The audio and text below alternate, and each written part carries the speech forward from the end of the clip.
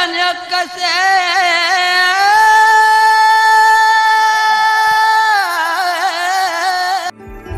Anugerah dan bencana adalah kehendaknya.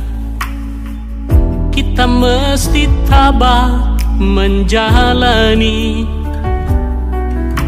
Hanya cambuk kecil agar kita sadar adalah Dia di atas segalanya. Oh, oh, adalah Dia di atas segalanya.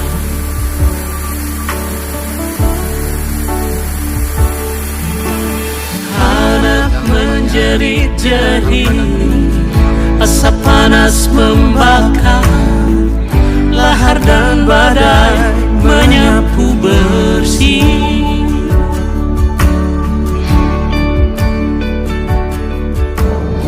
Ini bukan hukuman, hanya satu isyarat bahwa kita mesti berbenah. Memang bila kita kaji lebih jauh dalam kekalutan, masih banyak tangan yang tega berbuat nista. Tuhan pasti telah memperhitungkan amal dan dosa yang kita perbuat.